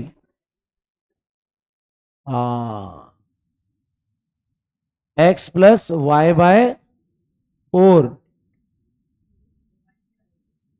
अच्छा हाँ, Y/, मुझे तो याद नहीं, मैं तो डायरेक्ट बैलेंस कर लेता हूं। देखो Y/4 O2। अब ठीक है, आप चाहो तो इससे रिलेट करके देख लो, फॉर्मूला मैच हो रहा है क्या ऊपर वाले दोनों में? देख लो ना। X यहां पर कितने? 4, H कितने? 10। तो जरा चेक करो, 4 कितने हो गए? 4 प्लस Y कितने? 10, तो 10/4 कितना हो गया? 2.5। 2.5 इंटू 4 कितने हो रहे हैं? मैच हो रहा है क्या? देखो मैच मिला के देखो, हो गए 10/4। बस ठीक है।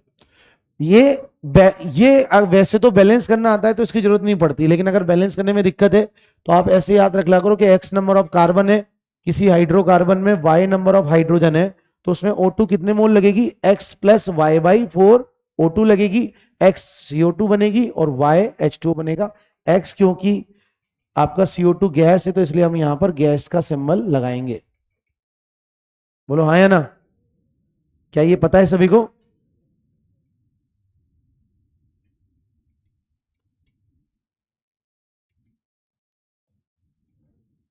एलपीजी की फुल फॉर्म लिख ली, liquefied petroleum gas, liquefied petroleum gas.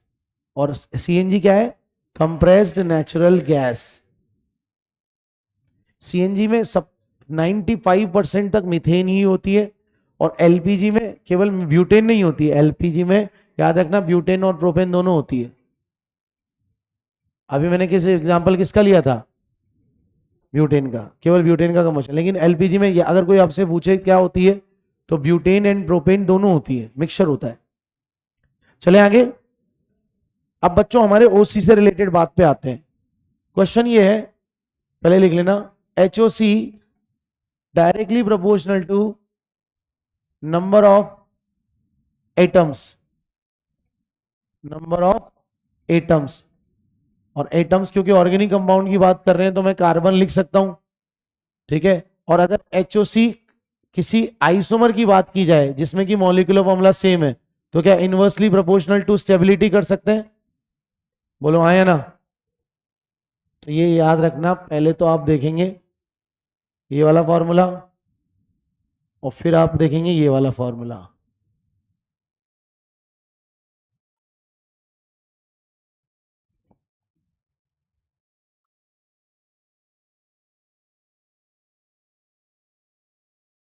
और ये नीचे वाला फॉर्मूला कब लगाओगे बच्चों? For isomers. किसके लिए यूज करोगे? क्योंकि मॉलिक्यूलर फॉर्मूला सेम होगा तो फिर ऊपर वाला फॉर्मूला काम थोड़ी करेगा। लेकिन पहले कौन सा फॉर्मूला लगाओगे? ऊपर वाला, for isomer, molecular formula same.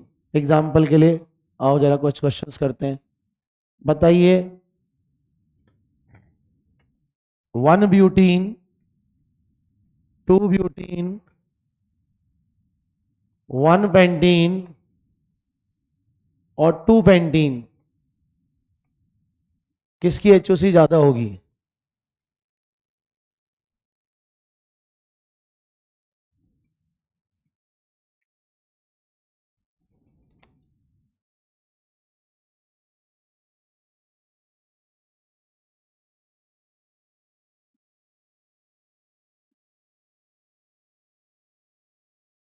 बढ़िया बढ़िया क्वेश्चन करवा रहा हूं।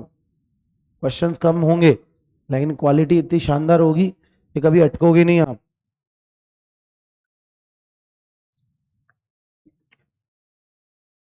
एसिडिक स्ट्रेंथ तो अभी स्टार्ट हो ही नहीं पाएगा, अभी तो बहुत सारा बचा है।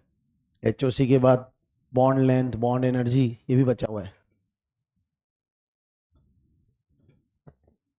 बोलो भाई, फटाफट फटाफट बोलो। फर्स्ट वाला एग्जांपल का आंसर ABCD। हाँ जी, DCB है आंसर, होगा CDAB। ये कितने बच्चों का आंसर है? बहुत बढ़िया। अब देखो सुनो, HOC में पहले कार्बन देखोगे या पहले स्टेबिलिटी? बताओ, ब्यूटेन में कितने कार्बन होंगे? इसमें 4, इसमें बोलो हाँ या ना? अब जब एटम सेम आ जाएंगे तो फिर स्टेबिलिटी देखेंगे ना। तो बताओ, 1 ब्यूटीन में कितने अल्फा H होते हैं? 2। 2 ब्यूटीन में 6 होंगे ना यार, ये देख लो, 2 ब्यूटीन 3 और 3 6। बोलो हाँ या ना? और 1 ब्यूटीन में कितने? 2। बोलो हाँ या ना? ऐसे ही 1 पेंटीन में कितने अल्फा H होंगे? 5। और 1 पेंटीन में कितने होंगे? 2। और 2 पेंटीन में 5। अल्फा H निकालने आते हैं? ये देख लो, 2 पेंटीन, ये 1 2 3, 3 और 2 5। बोलो बेटा सही है? जोर से तो बोल लो। क्लियर समझ में आ रहा है?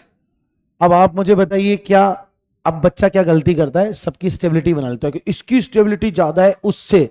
ये तो सही बात है, लेकिन मेरा टारगेट स्टेबिलिटी नहीं निकालना था, मेरा टारगेट था HOC निकालने का। तो इन दोनों की स्टेबिलिटी करना बेवकूफी हो जाएगी, क्योंकि इसका तो कार्बन ही ज्यादा है तो उसका तो HOC भी ज्यादा होगा। तो इन दोनों में स्टेबिलिटी थोड़ी लगाएंगे, स्टेबिलिटी इन दोनों के बीच में निकलेगी, क्योंकि इन दोनों में जब कार्बन सेम आ गए तो इनवर्सली प्रोपोर्शनल टू स्टेबिलिटी। ऐसे ही इन दोनों में stability inversely proportional to stability. बोलो हाँ या ना। तो 5 वालों को आगे लिखेंगे। अब 5 वालों में भी ज्यादा कौन होगा, जिसमें अल्फा एच कम है। तो कम किसमें, इसमें। तो ये लेस स्टेबल है, लेस स्टेबल मोर एचओसी। अरे बोल दो, अंदर से फील करो, अंतरात्मा से, कि जब मैं एग्जाम में बैठा होऊंगा तो क्या मैं इस तरह से अपने आप को एक्सप्लेन करके करेक्ट आंसर निकाल पाऊंगा। ऐसे सोचा करो, ये मत सोचो क्लास में बैठे हो पढ़ रहे हो, फिर तो बोरिंग हो जाएगी क्लास। आप ये सोचो, आप आईआईटी के फाइनल एग्जाम में बैठे हुए हो तो आप कैसे सोच रहे होंगे इस क्वेश्चन को। क्योंकि अभी तो हर चीज, बहुत सारे क्वेश्चन आते हैं तो इजी लगने लग जाता है, और क्योंकि हम यूज टू हो जाते हैं डेली पढ़ने के, तो वो ठीक है यार। आप हर क्वेश्चन को ये सोचो, मैं आईआईटी में एग्जामिनेशन हॉल में बैठूंगा अगले साल, जब जून या मई के महीने में आईआईटी होगी, तो मैं कैसे निकालूंगा, क्योंकि वहां पहली बार स्ट्राइक करेगा कोई क्वेश्चन, और आई डोंट नो कि उसका आंसर रटे रटाए तरीके से आएगा या कोई उसमें क्रिएटिव कोई नई कॉन्सेप्ट जुड़ रहा होगा। हाँ या ना। तो हमारे कॉन्सेप्ट जो रेफरेंस के हैं वही काम करेंगे, कॉन्सेप्ट चेंज नहीं होंगे, एग्जाम्पल चेंज होंगे। यस और नॉट। तो यहां मैं बोलूंगा इन दोनों में कार्बन सेम है तो इसकी स्टेबिलिटी ज्यादा, तो इसकी एचओसी ज्यादा, इसलिए सी डी से ज्यादा। इन दोनों में भी कार्बन सेम है तो इसमें स्टेबिलिटी ज्यादा, तो इसकी एचओसी ज्यादा, तो इसलिए ए ग्रेटर देन बी। बोले बेटा सही है। ऐसे मुझे बताइए, क्या इन सब में बराबर कार्बन है। कितने कार्बन है, 4 4 4 4। अब बताओ, क्या सबकी स्टेबिलिटी सीधी निकाल दें। स्टेबिलिटी बताइए क्या आएगी। देखो किसी में रेजोनेंस नहीं हो रहा, तो फिर हाइपर कॉन्जुगेशन देखेंगे। हाइपर कॉन्जुगेशन में यहाँ कितने अल्फा एच है, 6। यहाँ कितने अल्फा एच है, 6। यहाँ भी कितने अल्फा एच है, 6। और यहाँ पर 2। तो पहले तो बताओ, इतना तय है कि सबसे लीस्ट स्टेबल कौन होगा, ए। अब इनमें अल्फा एच सेम है तो हम क्वालिटी देखेंगे हाइपर कॉन्जुगेशन की। हमने प्रूव किया था आइसोब्यूटेन में ज्यादा अच्छा हाइपर कॉन्जुगेशन होता है, क्योंकि प्राइमरी 1 डिग्री कार्बन आयन बनता है। याद आ गया। तो स्टेबिलिटी का ऑर्डर क्या आएगा, डी, फिर सी, फिर बी। सी और बी कैसे निकाला, ये सिस है और ये ट्रांस है। सिस और ट्रांस एल्कीन में, ट्रांस में हिंड्रेंस कम होती है, इसलिए स्टेबिलिटी ज्यादा होगी। तो उसके बाद अल्फा एच लास्ट वाला ए। तो अब बताओ, क्या एटम सब में बराबर हैं, सब आइसोमर हैं, तो एचओसी इनवर्सली प्रोपोर्शनल हो जाएगी, ए बी सी डी। बोलो हाँ या ना। पक्का नोट कर लो। अब सुनो, मैं वो डेटा नहीं लिख रहा हूं, क्यों, मैं लिखूंगा, कॉपी खोलूंगा, डेटा निकालूंगा। एक इसमें और क्वेश्चन आएगा, 4 अलग अलग डेटा दे देंगे। जैसे मान लो इसमें 2600 किलो जूल, मान लो इसमें 2700 किलो जूल, इसमें 2800, इसमें 2900, एक में 2830, एक में 2850। तो क्या डेटा, बच्चा देखते ही कंफ्यूज हो जाता है कि सर डेटा कैसे याद करूंगा। डेटा याद नहीं करना, आपको इसके ऑर्डर से उसको मैच करवाना है। एचओसी एक ही सबसे ज्यादा है, मतलब सबसे बड़ा डेटा किससे मैच होगा, ए से, और सबसे छोटा डेटा, तो ऐसे ऑर्डर निकाल लेना और डेटा का भी ऑर्डर बना लेना और उसको रिलेट कर देना। कर दोगे। चलें आगे। चलिए।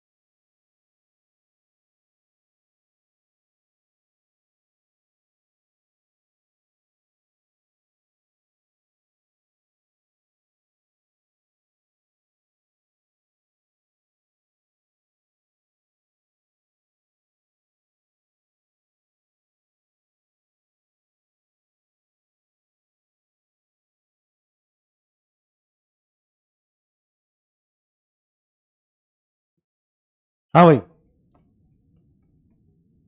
देखो इसमें बताओ, इसमें कितने कार्बन है? अब बच्चा कंफ्यूज होता है, सर ये तो बाइसाइक्लो है, स्पाइरो है, ये तो कंफ्यूजन है।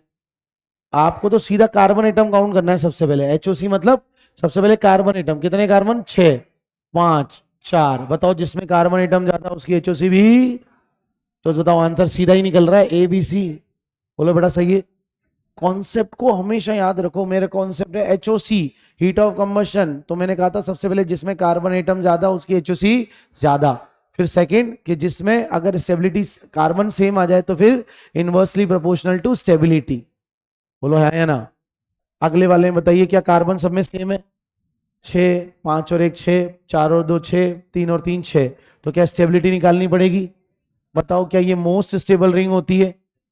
क्योंकि ये चेयर फॉर्म में एग्जिस्ट करती है, याद है?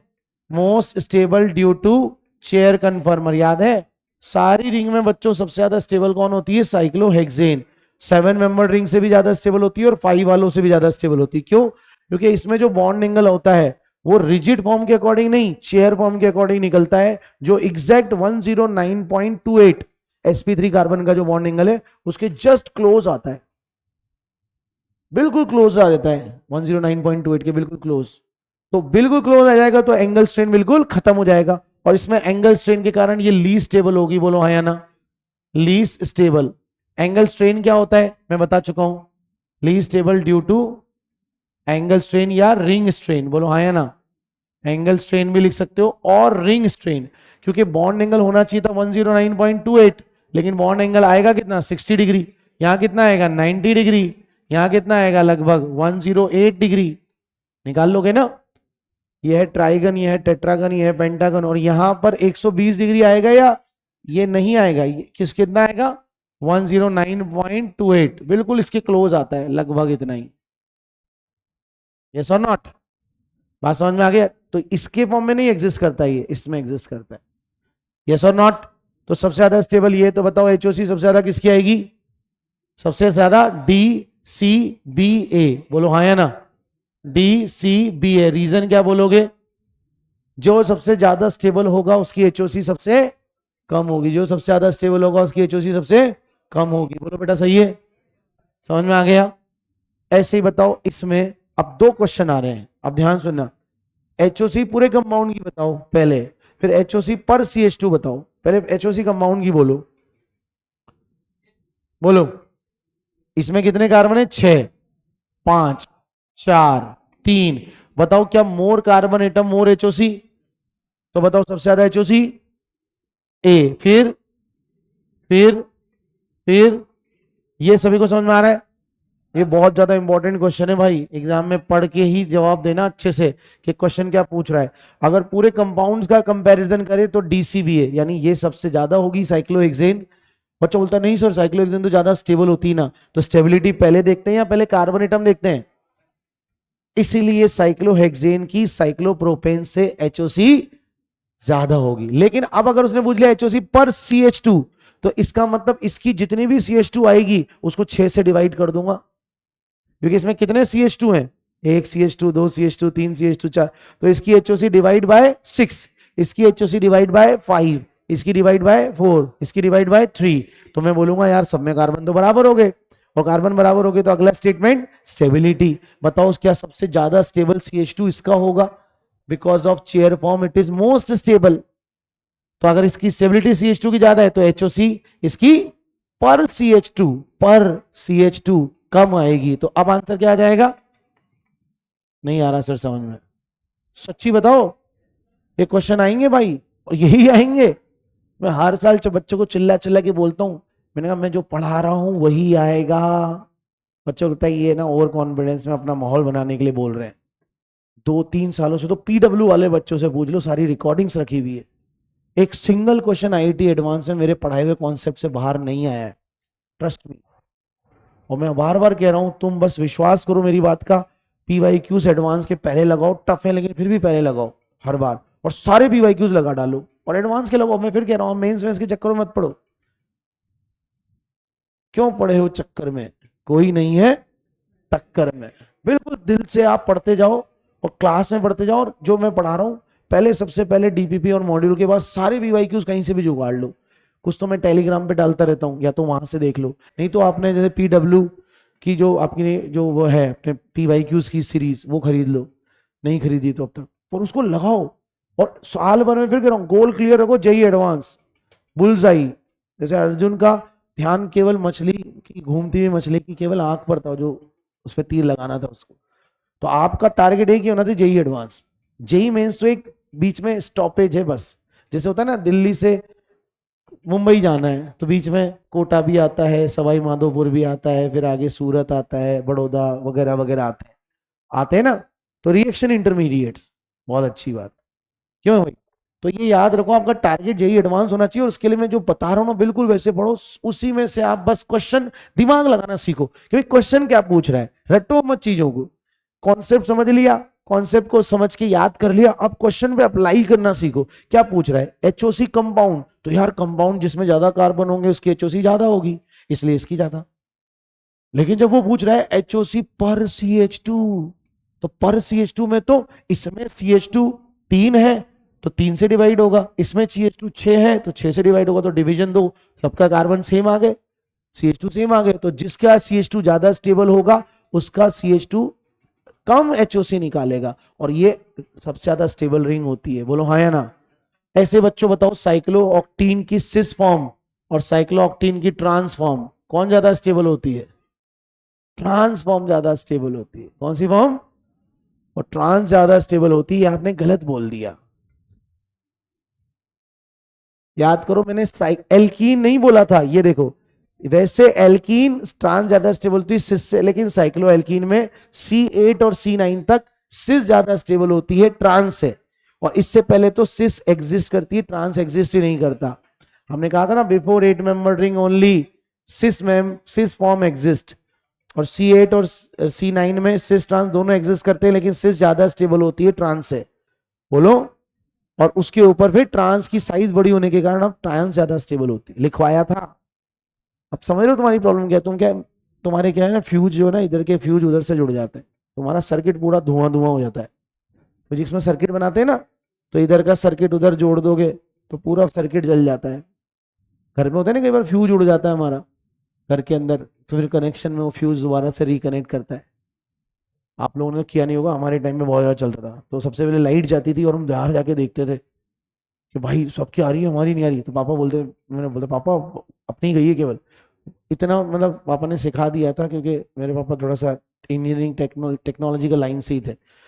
हमारी वो थोड़ी सी जो लेथ मशीन, मिलिंग मशीन, और ये जो इलेक्ट्रोप्लेटिंग जो होती है उसकी फैक्ट्री थी।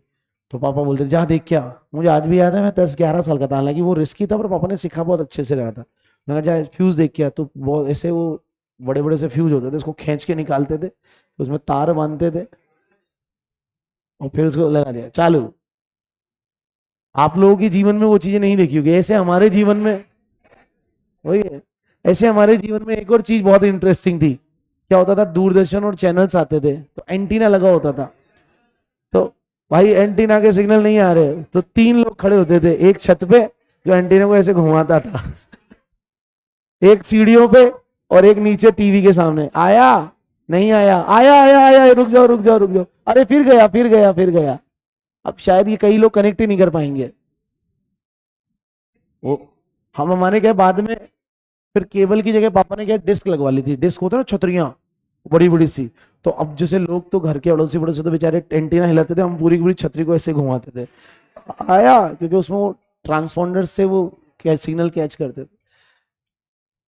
तो मतलब ऐसा नहीं कि मैं बहुत हाई क्लास फैमिली से था, बैकग्राउंड तो मिडिल क्लास ही था, या मिडिल क्लास से भी मतलब मैं पढ़ा सरकारी स्कूल में ही हूँ।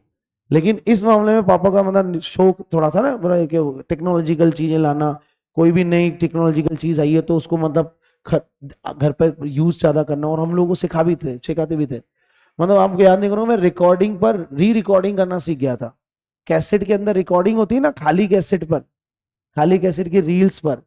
तो उस रील को हमने कोई मूवी मतलब उसमें गाने भरवा लिए, अब उसको वापस से ब्लैंक करके उस पर नई टेप रिकॉर्डिंग चढ़ाना, और उसकी टेक्नोलॉजी थी, वो जुगाड़ था थोड़ा सा, अब तो भूल गया सब बचपन की बातें, है ना।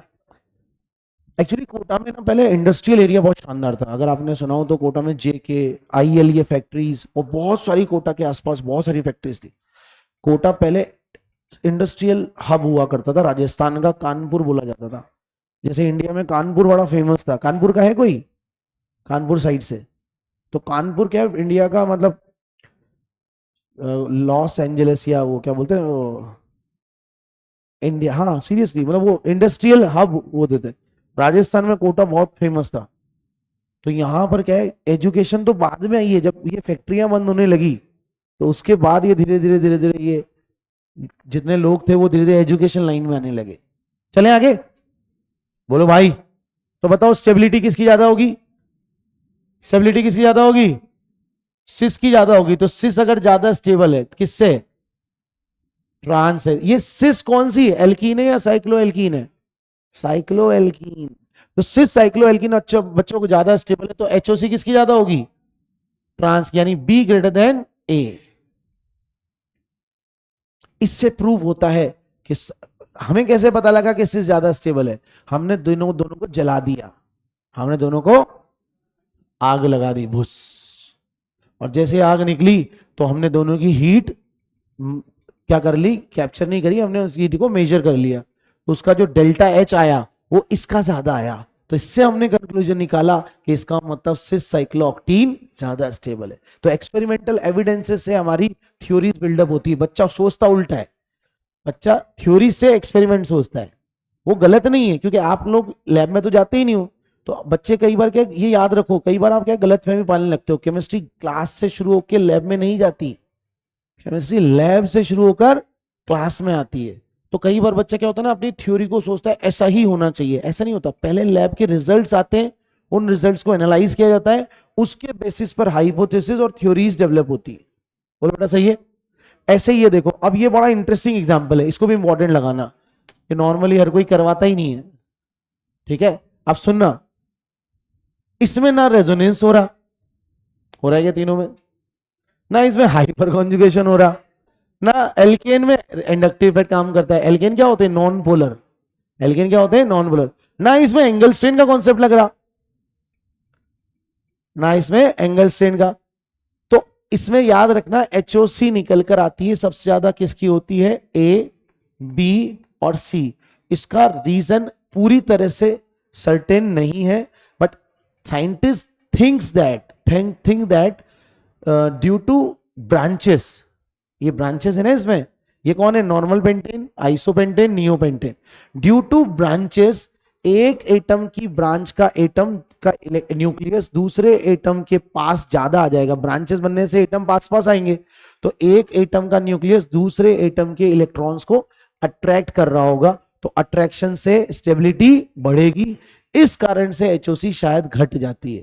तो ध्यान रखना, इसका एग्जैक्ट रीजन सर्टेन नहीं है, बट सजेस्टेड रीजन ये माना गया है कि due to branches internuclei attraction is more than unbranched alkane. लिख लो इसके अंदर, मैं ही लिख देता हूं, more electron nuclei attraction, more electron nuclei attraction, मतलब इनमें इलेक्ट्रॉन न्यूक्लियस के बीच में अट्रैक्शन ज्यादा होगा ड्यू टू ब्रांच, लिख लेना ड्यू टू ब्रांचेस, ब्रांच बढ़ने से इलेक्ट्रॉन और न्यूक्लियाई के बीच में, इंटर न्यूक्लियाई है ना, इंटर लिखना, वो भी इंटर मतलब अलग अलग, एक एटम का इलेक्ट्रॉन दूसरे एटम के न्यूक्लियस के पास ज्यादा आ जाएगा, क्योंकि ब्रांचेस बढ़ गई, ब्रांचेस बढ़ गई तो अट्रैक्शन भी बढ़ जाएगा। समझ में आ गया क्या, पक्का। एक क्वेश्चन दे दूं फटाफट से, फिर उसके बाद अगली क्लास में पढ़ेंगे। अगली क्लास में आते ही हम लोग बॉन्ड लेंथ के क्वेश्चन करेंगे, ठीक है। और बॉन्ड लेंथ के क्वेश्चन करते ही बच्चों उसके बाद हमारी स्टार्ट हो जाएगी क्या, एसिडिक स्ट्रेंथ से रिलेटेड क्वेश्चन, एसिड और बेस। मतलब इसके बाद 2 लेक्चर की और है जीओसी।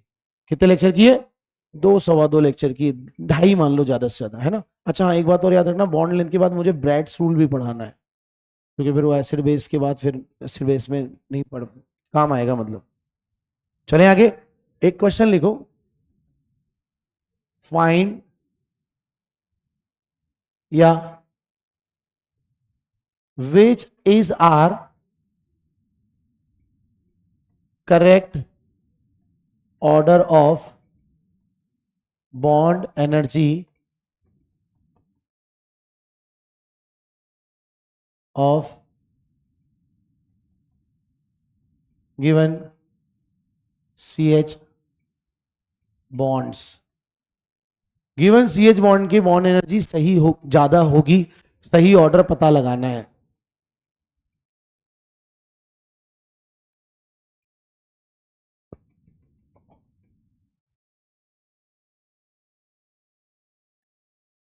थोड़ा दूर दूर लिखना, उसी को सॉल्व भी करना पड़ेगा वहीं पर, है ना.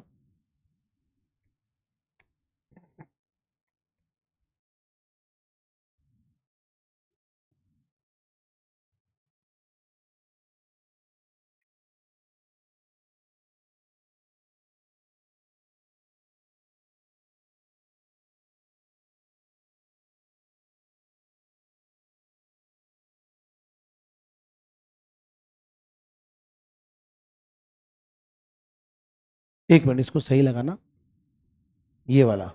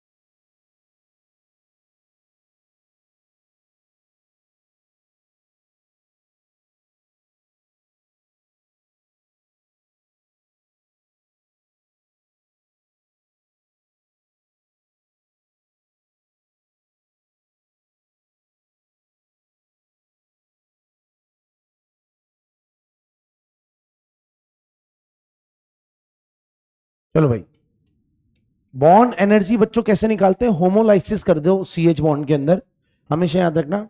CH बॉन्ड को होमोलाइसिस करके आप स्टेबिलिटी चेक कर लो.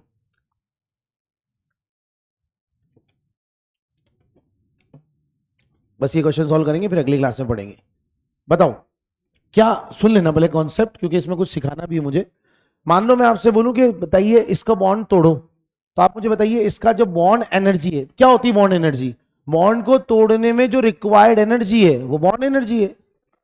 बॉन्ड को तोड़ने में जो रिक्वायर्ड एनर्जी है वो बॉन्ड एनर्जी है. अब आप मुझे बताइए, जब मैं बॉन्ड को तोड़ूंगा तो कार्बन हाइड्रोजन को बॉन्ड को नॉर्मली हम कैसे तोड़ते हैं? होमोलाइसिस या हेटेरोलाइसिस?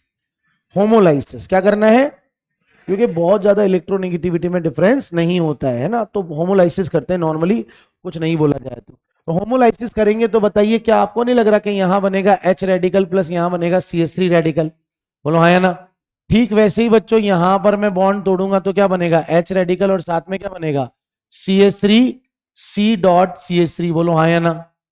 अब आप ही मुझे बताइए, दोनों में से H रेडिकल तो दोनों तरफ कॉमन है, बताओ क्या ये वाला रेडिकल ज्यादा स्टेबल है? तो क्या बच्चों में बोल सकता हूं बॉन्ड एनर्जी इनवर्सली प्रोपोर्शनल होना चाहिए स्टेबिलिटी के? यस और not? Stability of free radical. बोलो यस और नॉट. बताओ किसी का अगर स्टेबिलिटी फ्री रेडिकल की ज्यादा आ रही है तो वो आसानी से टूट जाएगा, या वो मुश्किल से टूटेगा? अगर टूटने के बाद रेडिकल की स्टेबिलिटी ज्यादा आ रही है तो वो आसानी से टूट जाएगा या मुश्किल से टूटेगा? आसानी से टूट जाएगा। बोलो यस और नॉट?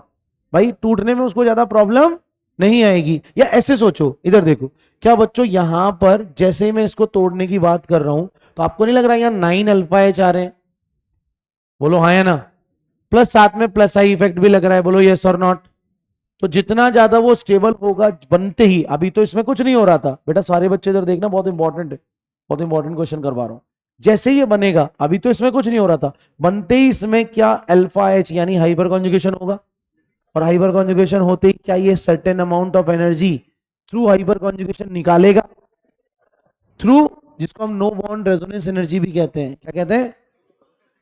तो वो जो एनर्जी होगी वो हमारे ऊपर जो दूसरे मॉलिक्यूल्स टूट रहे होंगे क्या उसको तोड़ने में हेल्प करेगी, यानी एनर्जी घट जाएगी, हमें कम एनर्जी में ही तोड़ना आसान हो जाएगा।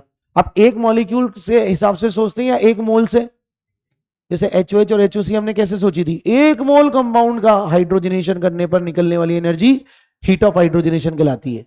एक मोल कंपाउंड का कंबशन करने के लिए जो एनर्जी निकलती है उसको हम हीट ऑफ कंबशन कहते हैं। वैसे बॉन्ड एनर्जी हम एक बॉन्ड को तोड़ेंगे या एक मोल बॉन्ड को? और एक मोल में एक मॉलिक्यूल है या Na number? 6.023 into 10 to the power 23। तो क्या मैं बोल सकता हूं जब मैं इसको यहां से तोड़ूंगा तो कैन वी से दैट कि जो एक मॉलिक्यूल टूटेगा वो जो एनर्जी निकलेगी वो दूसरे मॉलिक्यूल को तोड़ने में हेल्प करेगी, फिर वो जो एनर्जी निकलेगी वो तीसरे को, यानी ओवरऑल यहां कुछ नहीं हो रहा, यहां स्टेबिलिटी बढ़ रही है, तो क्या इसकी बॉन्ड एनर्जी घट जाएगी? तो यही तो स्टेटमेंट निकला, stability inversely proportional to bond energy. हाँ या ना? तो अब मुझे बताओ क्या ये ऑर्डर सही दिया है? जिसका रेडिकल ज्यादा स्टेबल उसकी बॉन्ड एनर्जी कम, जिसका रेडिकल ज्यादा स्टेबल फ्री रेडिकल, FR मतलब फ्री रेडिकल, वो ज्यादा स्टेबल। बोलो यस और नॉट? तो बताओ बी ऑप्शन सही है क्या? बी ऑप्शन सही है क्या?